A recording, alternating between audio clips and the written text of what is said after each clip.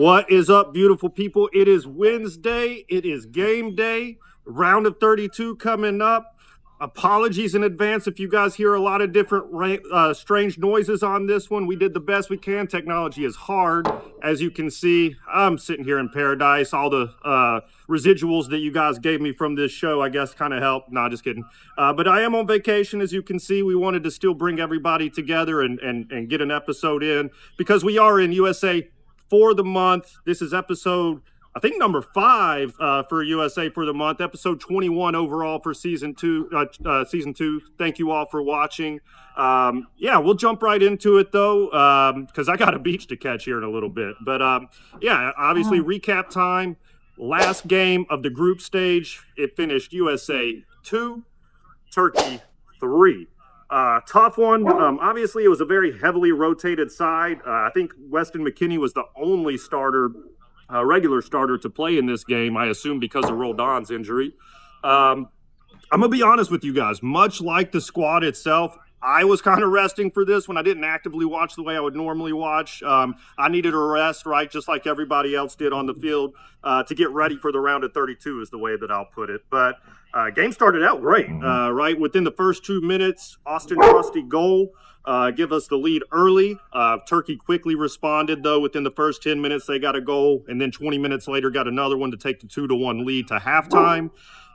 USA tied it very early in the second half, I think 3 or 4 minutes in. Sebastian Berhalter with the goal, a little putback goal for himself to make it 2-2, and it looked like that was going to be the way that it finished until, I mean, quite literally, like the last kick of the game. Got a little nutmeg on Christian Pulisic there, Goulart did. Got it into the box.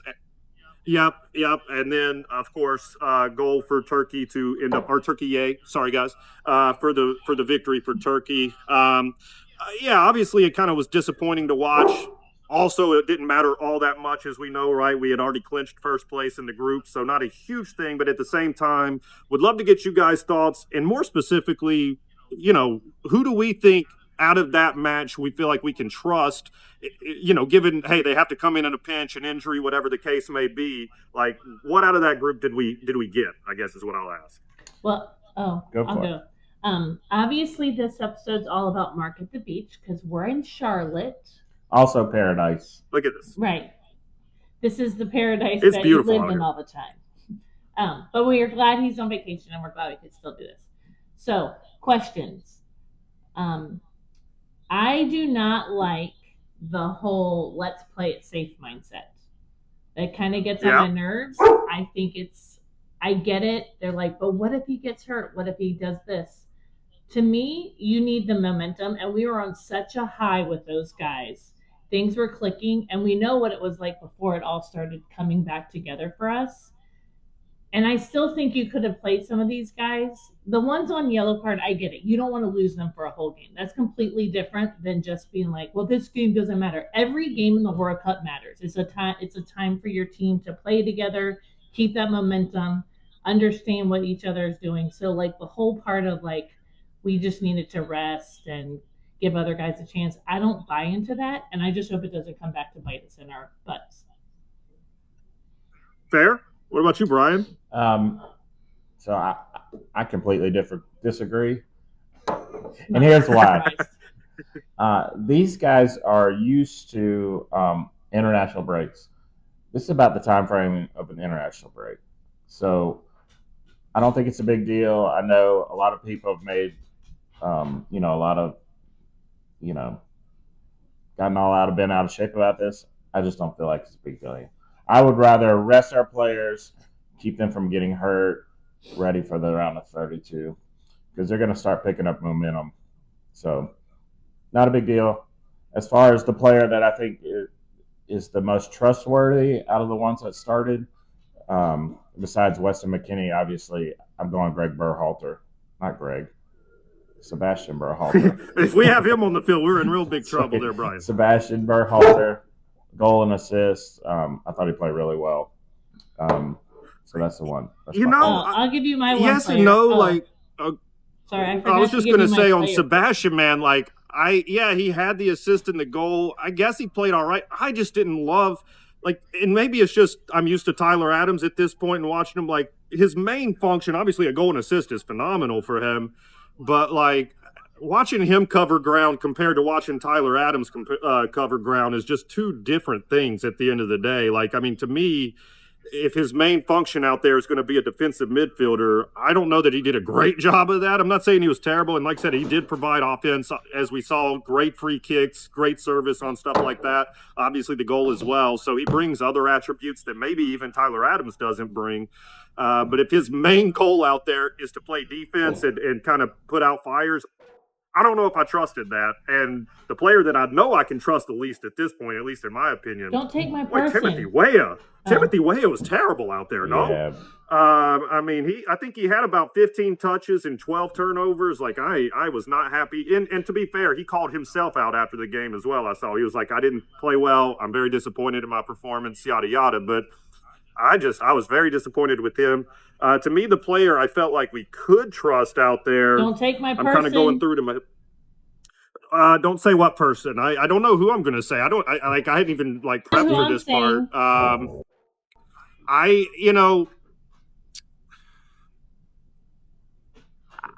guess really and truly, I would say a Trusty. I feel like he was back there. He at least kind of did his thing. He wasn't bad, I guess is what I'd say. I feel like if he needs to come in a pinch, he can do his job, and obviously he can even score a goal as well. But I think Trusty's about the only one on that pitch that I feel like was, oh yeah, he can play. He'll be all right if we need him in a pinch. What about you, Amy? Well, I think you're both overlooking somebody because he's already scored in the World Cup, other than Hall, which I don't really think he's going to come out. But if I need to step up and play in the starting 11 from the get-go, I'm calling on Gio Reyna. I think he's proven he can do it. I think his play steps up when he's surrounded by better players. So I think part of the reason why he wasn't what his true potential was maybe on this game is because those guys don't have the play together. I think he probably plays more with the first team guys when he's in there practicing. So I would say if Reyna had to come in for any of those midfielders, I would be okay with it. Okay, that's fair. I don't disagree with that. I didn't think he had a particularly good game, but I think what you said makes a lot of sense. Had he been surrounded with more of the first team players, obviously maybe that would have changed. But it was just, it was a disappointing game. And to kind of touch back on what you said, Amy, earlier about, you didn't like the way that they did that. I'm a little bit more on Brian's side. The only I believe in rest in this situation because like they're going to start playing games every 5 days and they may have to play 120 minutes in those games. Right. So as much rest as we can get early to kind of save those legs is good. I also, I think it's not necessarily a good thing to lose, but I think feeling the way that loss felt, that gives them a little bit of added motivation that they wouldn't have had before. They feel the way that crushing loss happens. And they're like, hey, this could happen tomorrow, as well. And so maybe it gives them just a little bit of added motivation indirectly. Who knows?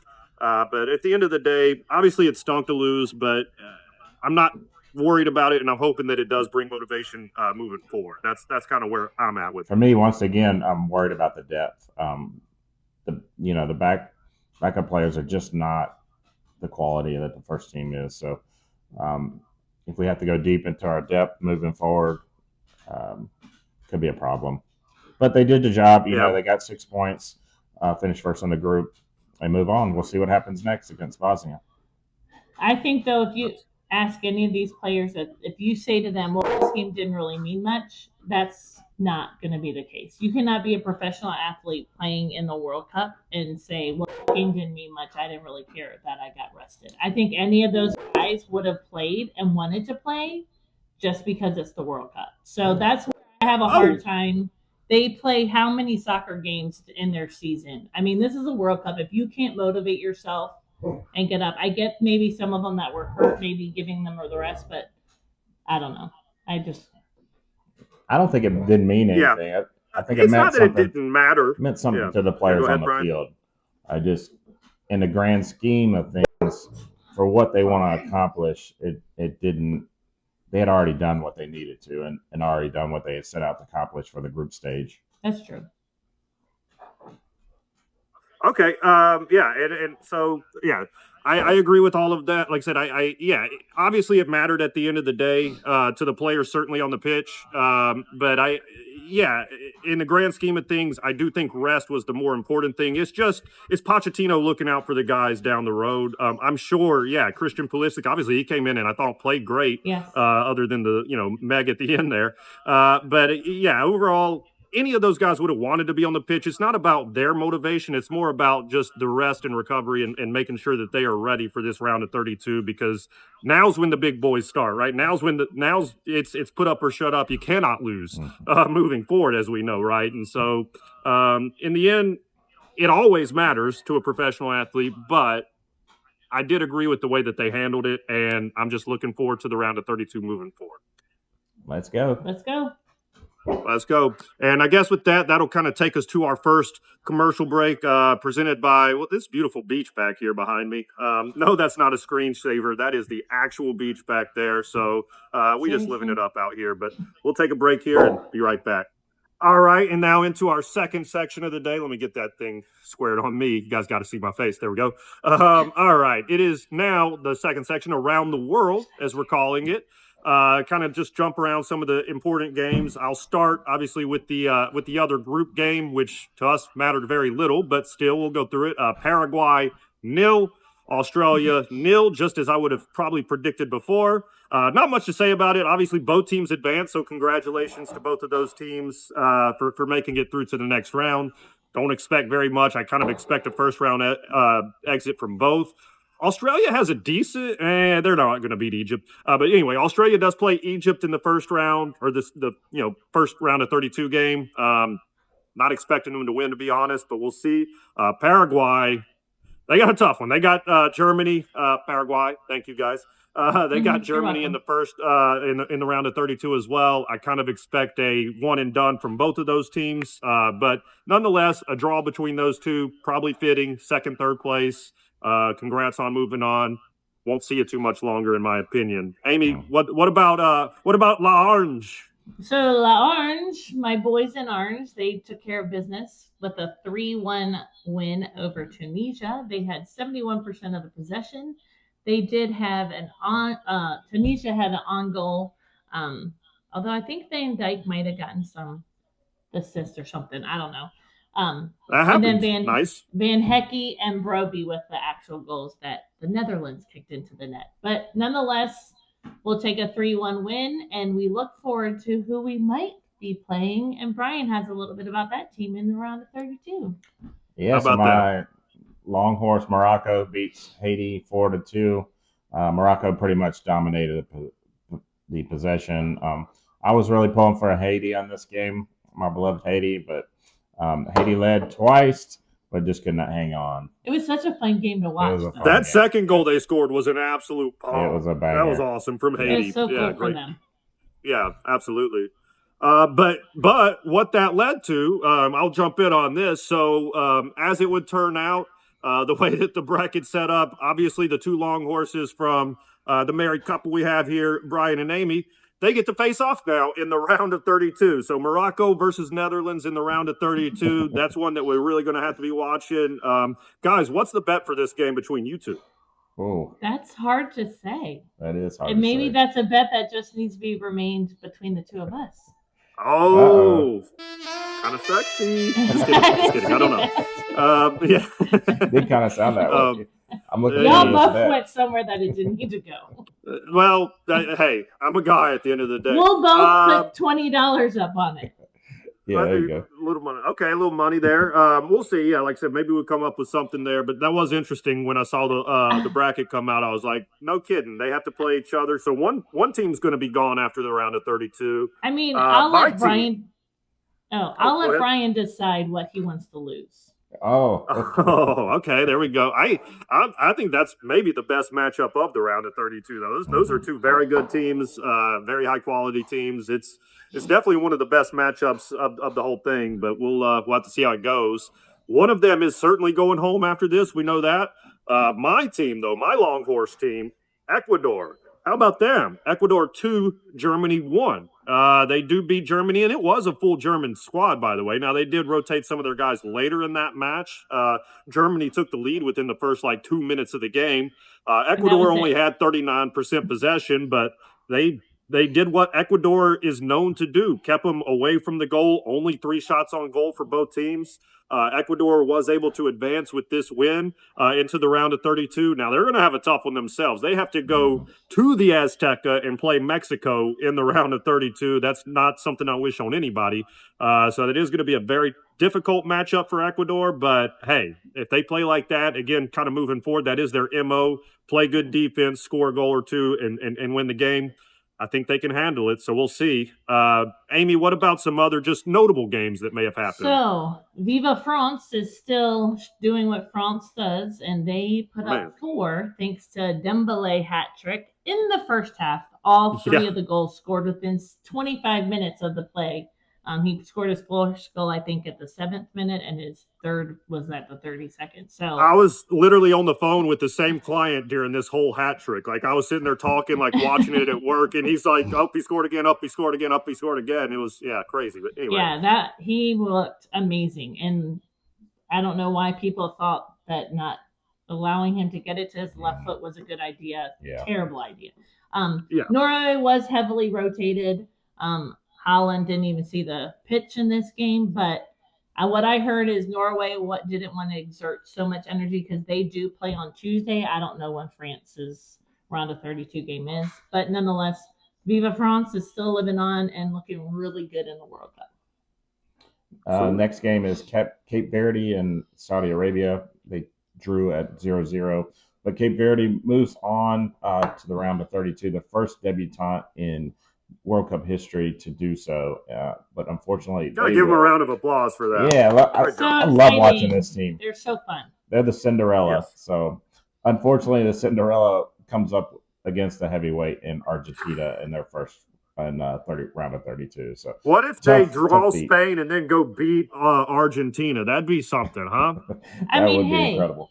It would make for a good Cinderella story, and they're living their fairy tale. And I think what's so cool about this is Vizina talked about being able to play his dream team. So how cool is that for him to be on the same pitch with Messi? So that is awesome. Hey, that is awesome. I'm thinking, why not go for it? Put something on the Cape Verde, and if it sticks, you're making bank.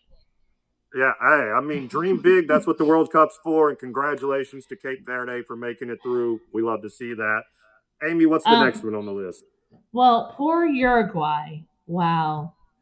Eliminated. Played terrible. Don't even think they got to go home on their normal plane. I think this is the team that canceled the charter flight. Canceled their charter flight and said, right? You can fly back commercially, and maybe you'll have luck in this country. I don't know, but it sounds pretty desperate times to be a Uruguayan soccer player. They were eliminated. They lost 1-0 to Spain, and there was a horrible red card as the game was ending. The one guy lost his mind, but at that point, I don't think it much matters. Well, yeah, I mean, it's like they're going home, and he just comes and crunches that Spain player. That was ugly to watch. That whole team was just ugly to watch, unfortunately. They're just ugly. I don't like Nunez either. I mean, their own captain, Valverde, Fede Valverde, was all, up in arms. I guess started a revolt against their coach, Bisela, before the game. And, it was just craziness. Is that the guy I was talking about? Is he the guy with, the long hair and he wears a half-man bun? That's not Valverde, but that's the guy that made the tackle on the play that, I can't remember his name right now. Sorry, guys. He's a punk. Yeah, it was just an ugly overall showing for Uruguay, one of the teams that you expect to make deep runs, certainly not this year. And then I guess for last, Brian, what do we got? Panama loses to England 0-2. Bellingham had a great goal, and then Kane with a goal. Honestly, England hasn't impressed thus far, but they do move on and get the result against Panama. But that's pretty expected. I find their brand of football right now kind of boring. Yeah. So we'll see what they can do. I will say Bellingham was, I thought, really, really good in this game. Obviously scored the goal, but otherwise, they were pretty mundane overall. Poor Panama, the only team I heard not to score at all during the World Cup. They are going home. Guys, outside of course, Morocco, Netherlands, which we'll keep a very keen eye on, what is another matchup that you guys are really looking forward to in this first round? Or, well, first round of the knockout, I should say. So for me, it's the long horse matchup between Morocco and the Netherlands. I think that's the one I'm most looking forward to. But there's a lot of good matchups, but that's the one that I'm particularly interested in.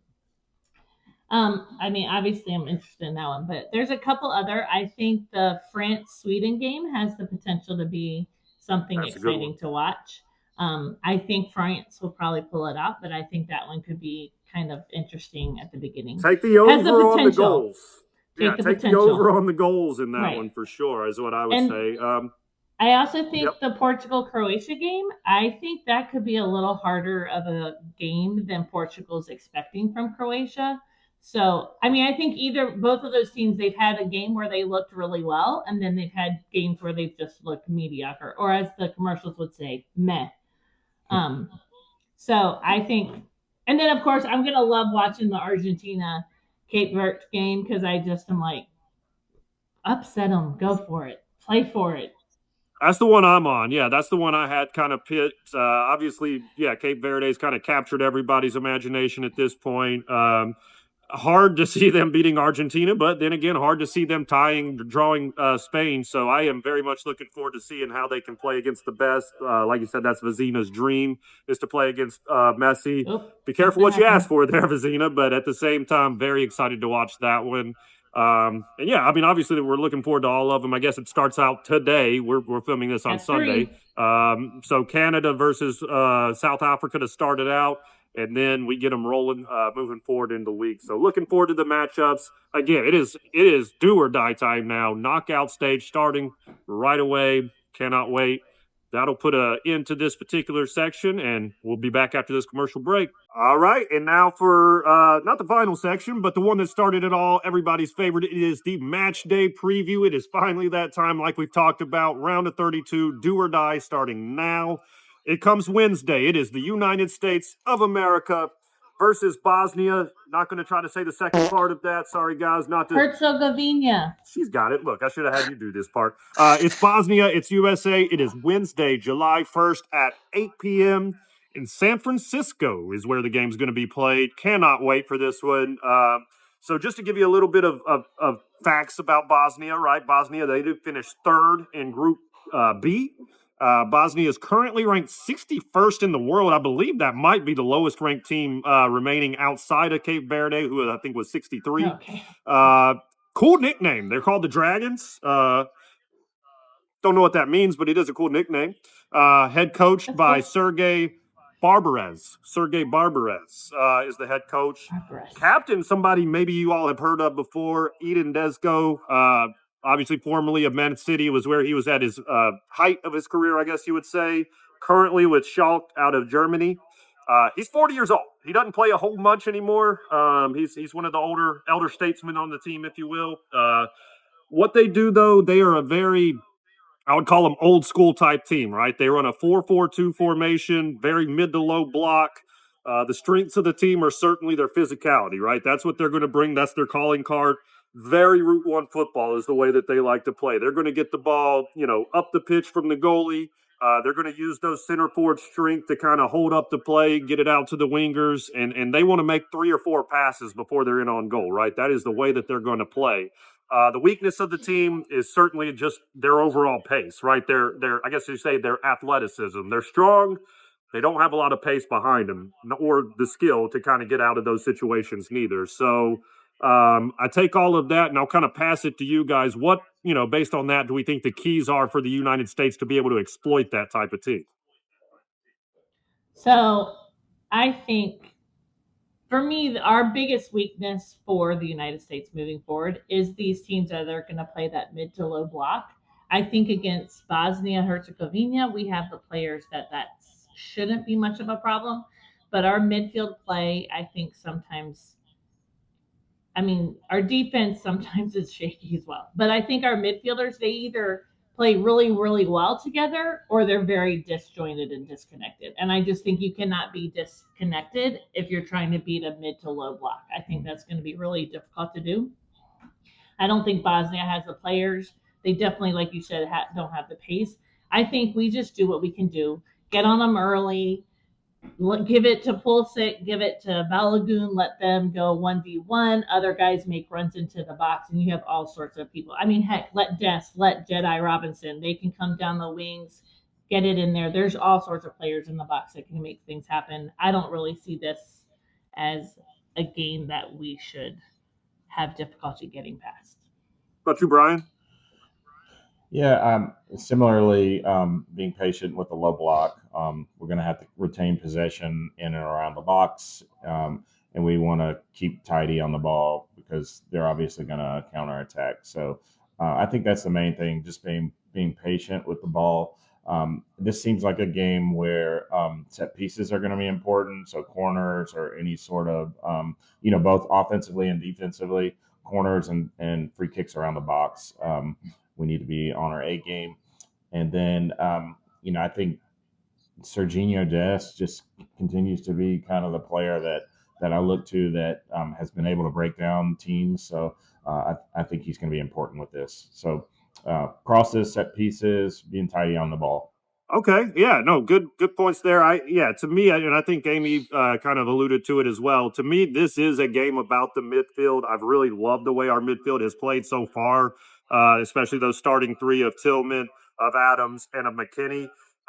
Because, like I said, I think their biggest strength, that physicality, is also the U.S.'s, if not biggest strength, one of. They have a very physical bunch, right, especially in that midfield. And I just think that, yes, they're physical, but so are we, and we have the athleticism and the pace kind of to back that up as well. The skill on the outsides with the Pulisic, with the Serginho Dest on the other side, right? So to me, this is a game where, you just almost out-physical the physical and certainly out-skill the unskilled. I hate to call them unskilled, but you know what I mean overall, right? Comparatively to our team. The lesser skill. There you go. That's a much better way to say it. Sorry, Bosnia, didn't mean it that way. But yeah, at the end of the day, that's what it really comes down to me is really just imposing that will, keeping the high press up, making them, don't give them that free pass to midfield to the center forward, right? Just push on them, keep it in that half. Eventually, you're going to break the dam, so to speak, and get that goal. To me, this is a game where the midfield does get a goal, right? With one of those late arriving runs, like you had just mentioned, right? I think that's a big strength of ours, and I think that it'll show in this game. I guess we'll just get right into it then. This is kind of flowing well. What do we think prediction-wise, and who's going to score? You can go first. Okay, so I've got the U.S. with a 2-0 victory. I think we get maybe a second half goal, and then the game opens up a bit. And we get a second after that. So I'm gonna stick to we score on a set piece, a header from Chris Richards. Nice. And then a second goal is our guy coming back after injury, should be well rested, Christian Pulisic. CP10. Well, Pooley. Go ahead. Sorry. Yes, Pooley. So we got out of the group stage. I'm going to use these flags that have been on our set the whole time. Love that. Out of the group stage, on to the round of 32. I think we continue. I have us winning 3-0. I think we keep a clean sheet. I think the guys come out ready to play. And I have Pulisic, Dest, and Balogun as our Pulisic, Dest, Balogun. Okay, I like that. I'm kind of on your side. I'm debating whether they're going to score a goal is all. I don't think they will. I think I'm with you, Amy. I think I'm going 3-0 United States of America to win this game. For sure, Balogun. Love the way that he's played so far this tourney. I was kind of the idiot that was saying, oh, maybe Pepe should start. Absolutely not over Balogun the way that he has played so far this tournament. He has been awesome. He's certainly going to get a goal, in my opinion. Like I said, I do think a late arriving run from Weston McKennie. I keep picking him to score. He hadn't quite done it yet, but I do think he gets one in this game. Weston McKennie to get a goal on his side. And yeah, I think Christian Pooley, sick, finally is going to get his goal Pooley, as well. Pooley. He has been a menace every time he's been on the field. He should be rested, ready to go. Those are the 3 goal scorers. And certainly, I would normally say 3 points, but it's really just moving on. Wave that flag again. I love that, Amy. Can we wave that flag? Yeah. Wave that flag. There we go. To round of 16. That's what we're looking forward to moving forward. But at the end, it is a clean sweep for us. It's going to be a United States win come Wednesday when you guys are watching this. Anything else to add or thoughts? No? Good? I'm excited. Me Let's too. do Very it. excited. Cannot They wait. really count now. Yeah, cannot wait. Like I said, it is do or die time at this point. And so I think that the United States comes ready for that. And we certainly hope so. We cannot wait to watch come Wednesday with you guys. It's go time. Absolutely. So, again, thank you all for watching. Like, subscribe if you haven't already. Yes. Oh, we ready? All right, we're going with Hey. it. You guys started before. I'm going to go now. You ready? Kind of like a boom. U.S. This is hard. Hey. Very hard when we're not with each other, but at the same time, very fun. Yeah, cannot wait. See you guys all next week. Thank you all. Until next time, it is USA for the month.